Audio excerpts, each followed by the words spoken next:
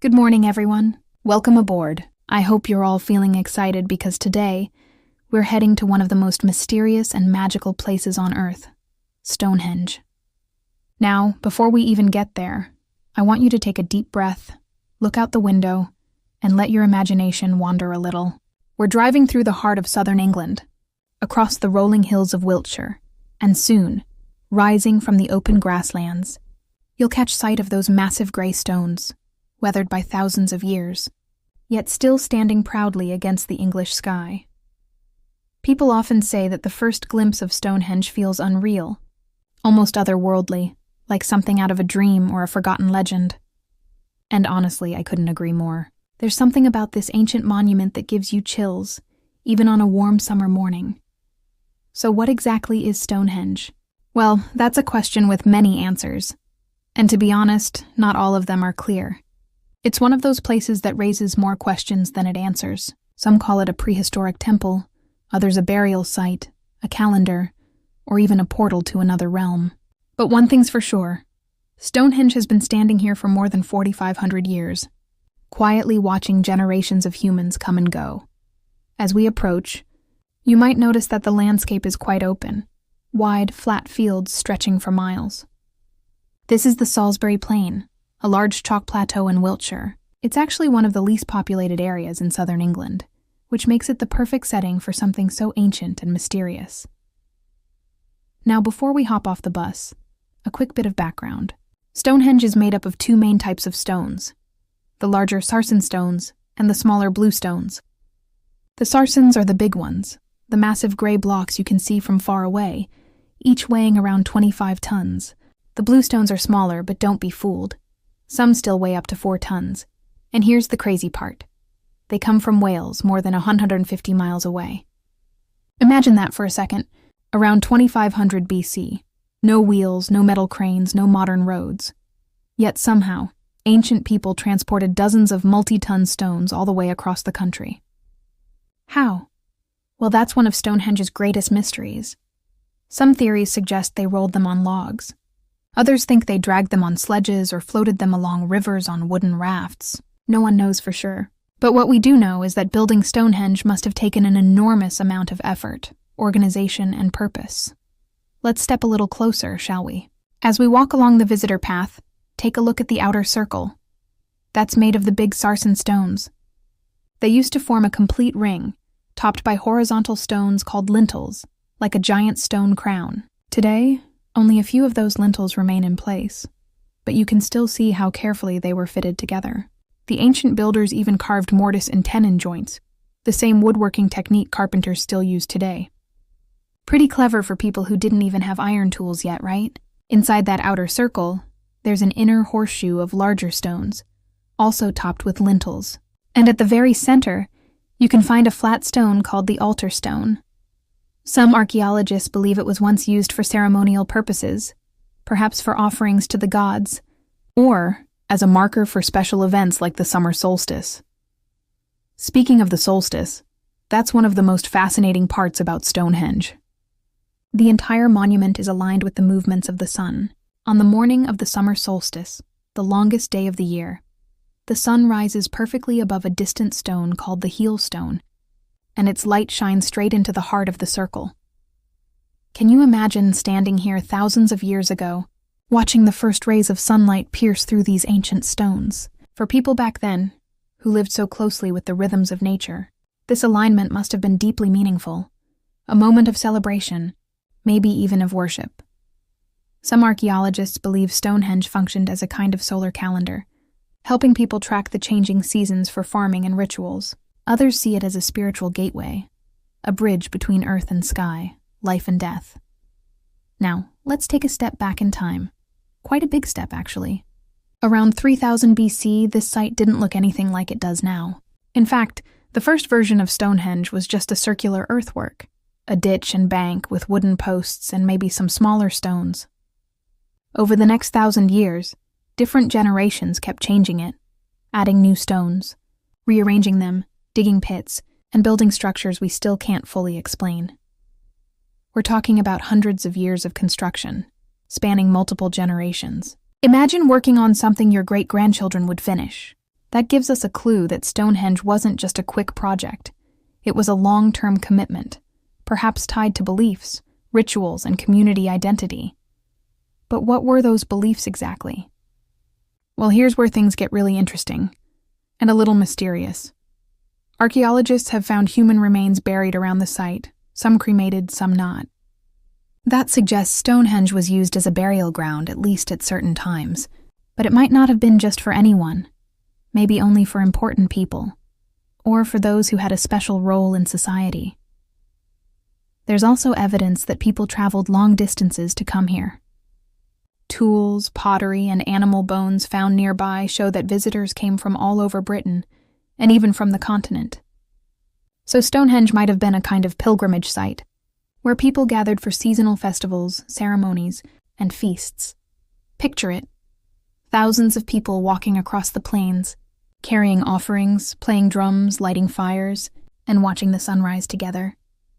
You can almost hear the sound of the wind through the stones, mixed with chanting, laughter, and the crackling of torches. Now, if you look beyond the main circle, you'll notice there's much more to this landscape than just the famous stones. The area around Stonehenge is full of burial mounds, or barrows, scattered across the fields. Some of them are over 4,000 years old, containing the remains of individuals buried with precious items, jewelry, pottery, weapons. That tells us that this whole area was once a sacred landscape, not just one monument, but a whole network of sites connected by meaning and ritual. Archaeologists have also discovered avenues, long, straight paths that link Stonehenge to the nearby river Avon. Some believe that processions might have moved along these avenues, symbolically traveling from the world of the living, the river, to the world of the dead, the stones. It's a haunting idea, isn't it? Life flowing like a river, and the stones standing like eternal sentinels at the edge of another world. Now you might be wondering, who actually built Stonehenge? That's another question we still don't have a perfect answer for. For many years, people thought it was the work of the Druids, the ancient Celtic priests. But now we know that Stonehenge is much older than the Druids, by at least 1,000 years. So the builders were likely part of a Neolithic or Bronze Age culture that predated them. These were people who farmed, hunted, and lived in small communities, but clearly, they were capable of organizing huge labor forces and achieving impressive feats of engineering. To build Stonehenge, they must have had a complex social structure: leaders, planners, builders, and spiritual figures. And of course, myths and legends have grown around it over the centuries. One of my favorites comes from Geoffrey of Monmouth, a 12th century writer who claimed that Stonehenge was built by the wizard Merlin. Yes, the same Merlin from the King Arthur legends. According to the story, Merlin magically transported the stones from Ireland to England to serve as a memorial for fallen warriors. It's a fantastic tale, and obviously not true, but it shows how Stonehenge has always captured people's imaginations. Even in medieval times, people sensed that it was special, mysterious, and powerful. Now, if you take a closer look at the stones themselves, you'll notice that they're not just random shapes.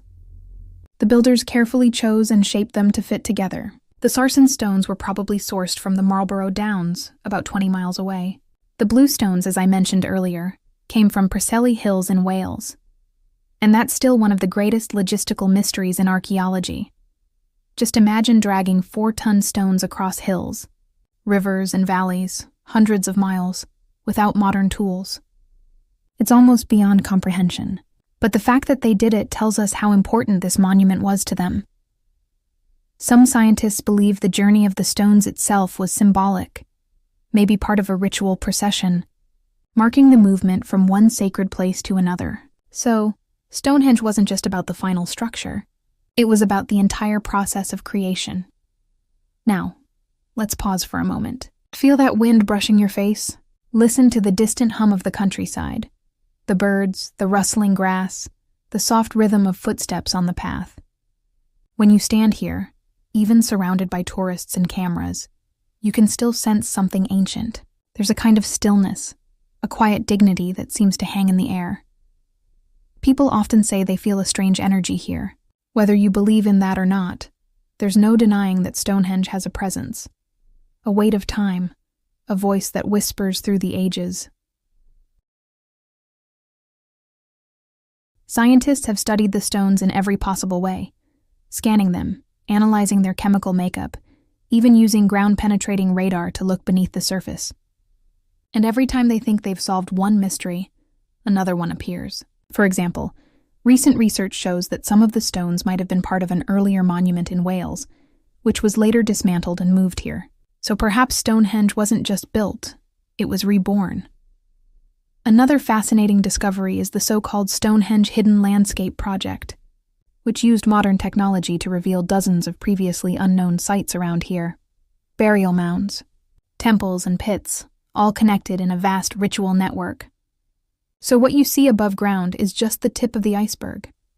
It makes you realize how deeply spiritual and organized these ancient societies were. They might not have left written records, but through the stones they left a message, a legacy of belief, purpose, and creativity.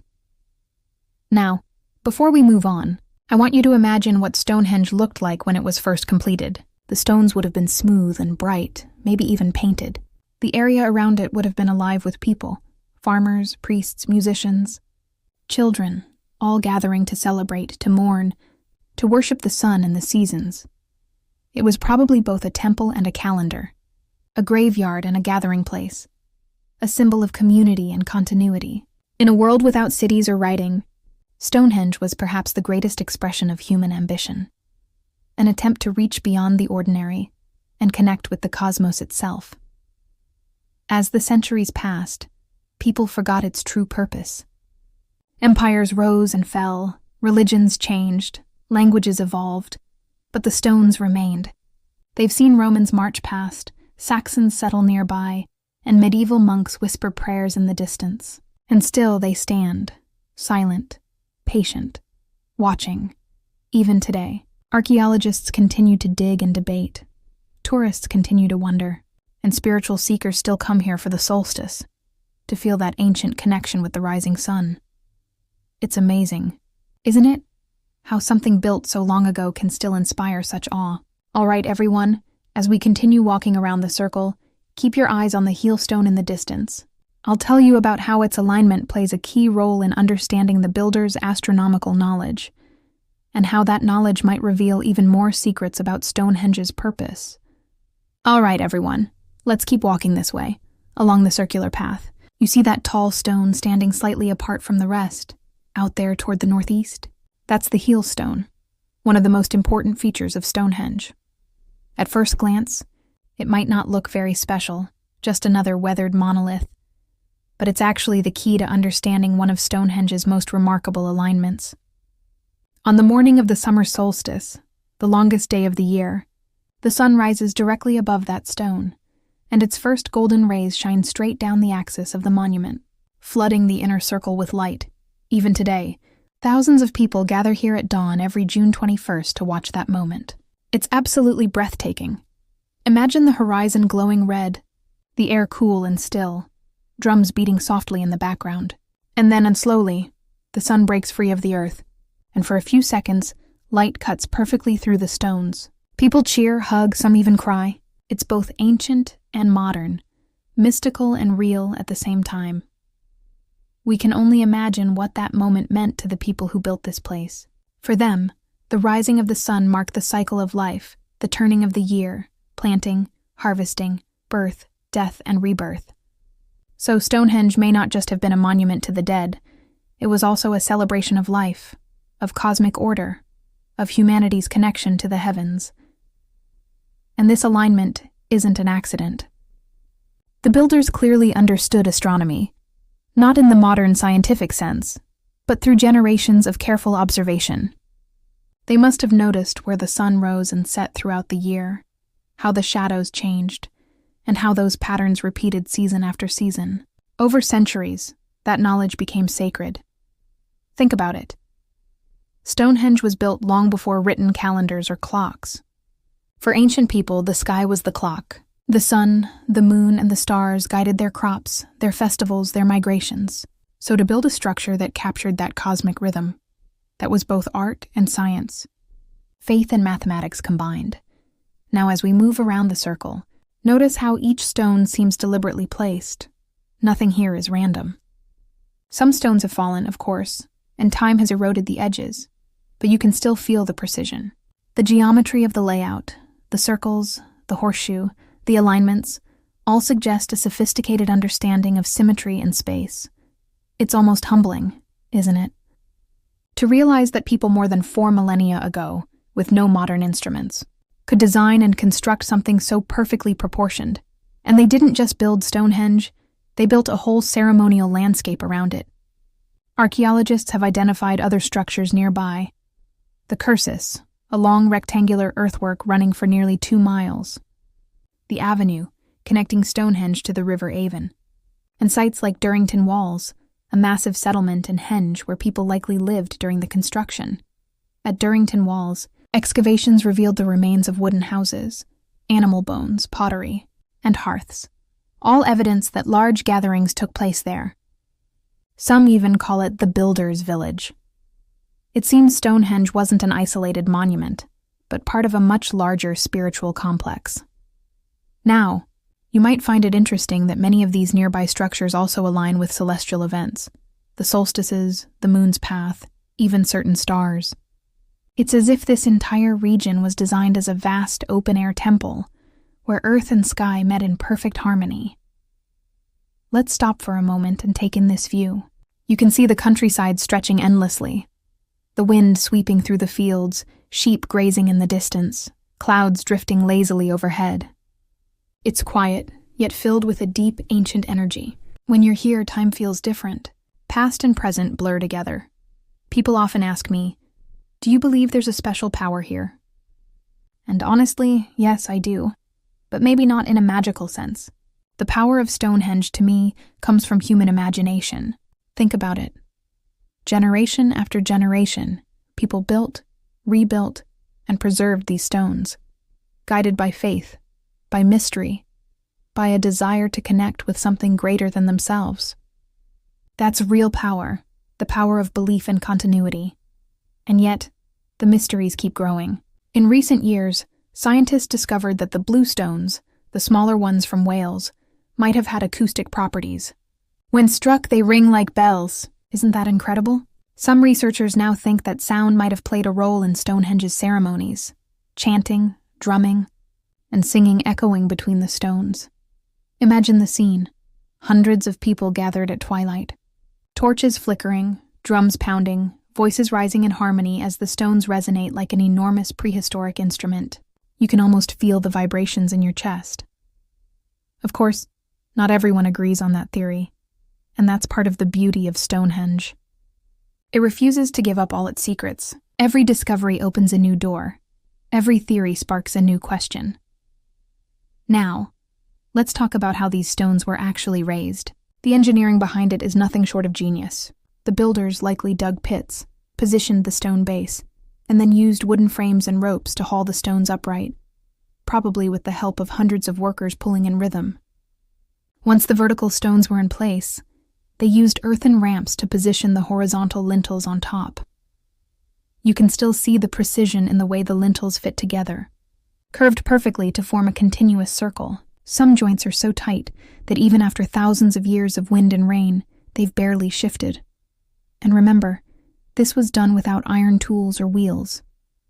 It's hard to imagine the amount of labor, the planning, the teamwork, the sheer determination it took. Stonehenge isn't just an archaeological wonder. It's a monument to human persistence. Now, over the centuries, Stonehenge has inspired countless legends. Some believed it was a healing site, a place of magic where the stones themselves had curative powers. Others thought it was a portal, a connection to other worlds. And during the Middle Ages, stories about giants building it, or Merlin the wizard moving it from Ireland, became part of folklore. Even today, Stonehenge attracts spiritual groups like the modern Druids, pagans and New Age followers who come here for solstice celebrations and rituals. They see it as a sacred symbol of nature's cycles and the harmony between humans and the cosmos. If you ever get the chance to come here on the solstice, I highly recommend it, though prepare for crowds. Thousands of people gather overnight, drumming, dancing, playing flutes, singing, waiting for that first glimmer of sunlight. It's chaotic, beautiful, and profoundly human. Now, As we circle back toward the visitor path, you might notice that some stones have deep pits and carvings. Archaeologists found axe head and dagger symbols engraved on a few of the sarsens, possibly from the Bronze Age. These carvings could represent gods, warriors, or protective symbols, again reminding us that this place continued to evolve long after its original construction. For centuries, people came here to add their own meanings, layer upon layer of belief, memory, and reverence. Let's talk briefly about what happened after the ancient builders. Over time, Stonehenge fell into ruin. Some stones collapsed. Others were taken for building materials. By the 18th and 19th centuries, people even used them as scratching posts for cattle. Can you imagine? But in the 20th century, efforts began to preserve and restore the site. Archaeologists carefully re-erected fallen stones and secured unstable ones. Today, Stonehenge is protected by English heritage and recognized as a UNESCO World Heritage Site, attracting over 1 million visitors each year. And while we can't walk among the stones anymore, except on special occasions, that's actually a good thing. Limiting access helps preserve this fragile monument for future generations. Still, there's something about standing even a few meters away, seeing those giant stones framed by the endless English sky, that makes you feel small, but in a good way. You realize how brief our own lives are compared to the endurance of these rocks, and how much we still have to learn from the past. Now, you might be wondering, will we ever truly know why Stonehenge was built? Probably not completely, but that's okay. Some mysteries are meant to stay a little mysterious. What matters is that we keep asking, keep exploring, keep connecting. In a world that moves so fast, Stonehenge reminds us to slow down, to look at the sun, to listen to the wind, and to remember that we're part of a much larger story. Every time I come here, I notice something new, the play of light on the stones, a carving I hadn't seen before, a feeling that's hard to describe. Maybe that's the real magic of Stonehenge. It changes with you, and it continues to inspire not only archaeologists but artists, musicians, poets, and filmmakers.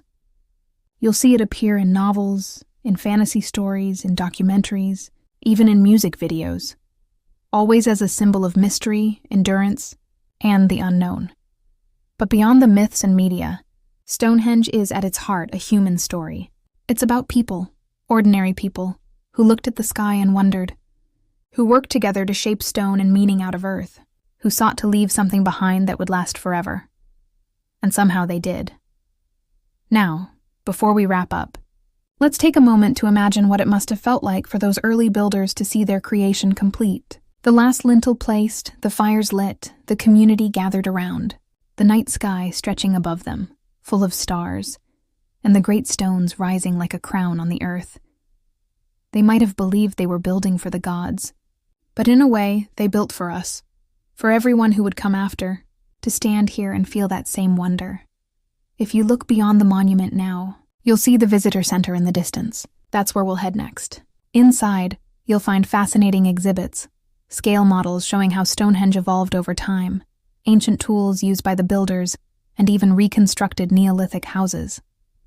There's also a collection of human remains and artifacts unearthed nearby, giving us a glimpse into the lives of the people who once walked here, and don't miss the audio-visual experience inside the stone circle room, where you can stand surrounded by a 360-degree projection that simulates the stones through the seasons, sunrise, sunset, solstice, and snow.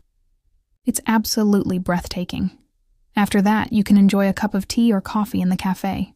Very British, I know. And maybe pick up a souvenir or two at the gift shop. I recommend the little stone replicas or books on ancient Britain. They make great keepsakes. Before we go, I want to leave you with one last thought. When we think of human history, we often focus on what we've built in recent centuries. Skyscrapers, cities, technology. But monuments like Stonehenge remind us that long before all of that, humans already possessed creativity, intelligence, and a deep sense of wonder. We sometimes underestimate our ancestors, but they looked up at the same sun and stars we see today, and they turned that awe into architecture. So, as you leave today, take one last look at those stones. They've stood here through storms, wars, and centuries of change. They've watched empires rise and fall, And still they endure, quiet, timeless, waiting for each of us to listen. And maybe, just maybe, that's what Stonehenge has always been trying to tell us. That even the most mysterious things are, at their core, about connection, between people, between earth and sky, between past and future. Thank you, everyone, for joining me on this journey through time. I hope this visit leaves you inspired, thoughtful, and maybe a little enchanted. As we head back to the bus, take your time, enjoy the fresh air, and remember, history isn't just something we study. It's something we feel, and few places make you feel it quite like Stonehenge. All right then, watch your step, mind the path, and let's make our way back slowly. The magic of the stones will stay with you long after we've gone. Until next time, safe travels, and may the sun always find you, just as it finds its way through the stones every summer solstice morning.